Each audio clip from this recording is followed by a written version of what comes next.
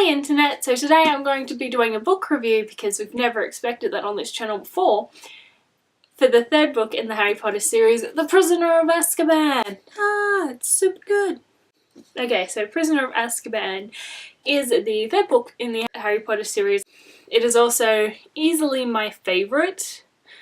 So with The Prisoner of Azkaban, I'll give a short synopsis, my more views on it, and then I'm just going to get into spoilers for a solid 10 minutes. Anyway, so we start in the book where Harry Potter's uncle's sister comes to visit, and she is very mean and very mean. Harry has another accident with his wizarding powers and ends up catching a surprisingly entertaining bus to live in Diagon Alley for like 3 weeks. Because, you know, he broke another wizarding rule, so he's forgiven because he's Harry Potter. It's how this shit works, isn't it? Yeah, and then shit ensues when Harry gets back to school because an escaped criminal has managed to get out of Azkaban, which is a highly patrolled wizard prison that previously no one thought anyone could get out of. So this kind of spoils it. Okay, so yeah, as I said, I love this book. If you haven't read the Harry Potter series, do. It is entertaining. Even like as my first time reading it as a 21-year-old, I still love it. It's really good. It's not a perfect book series, but it's really good. If you did stop before Prisoner of Azkaban, I suggest picking it up because it is a good book and you won't be sorry. Also, I worked out this isn't the movie that I hate the most or didn't watch and fell asleep in. I'm now thinking that was like number 5. I'm not sure. Unless I was falling asleep in Prisoner of Azkaban, but there's a specific scene that I remember falling asleep in that it wasn't this one. Don't know why I thought it was this one. But yeah, so I'm getting into the spoilers because I can't make it 2 minutes into a video without spoilers. Okay, so as I said, get it. If you keep watching, this is when I'm going to talk about it and I'm going to spoil it. Okay, so Prisoner of Azkaban. Oh my, I liked it so much. So I love how they did show that even though wizards don't necessarily always have their wands, they're still really powerful and can lose their shit if they don't keep their temper in check, which makes me wonder why Harry's never done this at school. But hey, apparently when he has his wand he's fine. When we first hear on the news that Sirius Black has escaped, I'm like, I watched the movies, I know who Sirius is. And I was just waiting for Professor, is it Lupin? I'm gonna say it's Professor Lupin. Yeah, Lupin. Lupin. I've been waiting for him to show up since I read the first book because he's my favourite Defense Against the Dark Arts teacher. As far as I know. Can't remember the other ones as well, so that doesn't help. Yeah, I was waiting for Lupin to show up, and I love how, like, Snape's still mean, and Lupin's like, Snape, what the fuck? And no one knows a real Harry. Hey, Snape was in love with your mother. Haven't yet. I know it's coming. I know it's coming.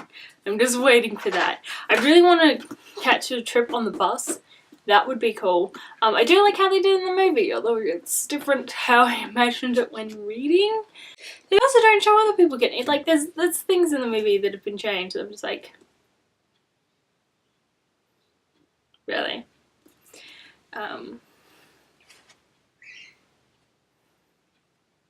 Yeah, I think this book also shows you how powerful Harry is as a wizard. So it's not that shocking that he can do things in like Goblet of Fire and up to Order of the Phoenix. So I'm like waiting for him to do more dangerous shit. But this, yeah, kind of shows you how Harry is really powerful. It just kind of gets that build up there. This is before too much angst as well, which is good and too much fighting. So this is kind of like, I feel like they were innocent here, and there are certain things hinted at that go into the next book, which were really good. But yeah, I just love Prisoner of Azkaban, and when they get to say Buckbeak, I was like, Buckbeak!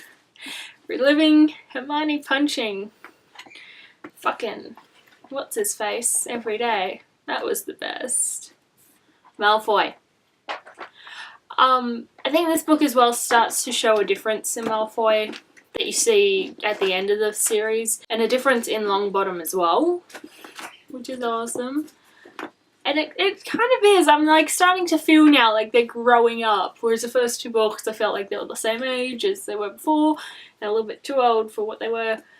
But this book shows what their age still is, which I think is good, and so does fucking Goblet of Fire.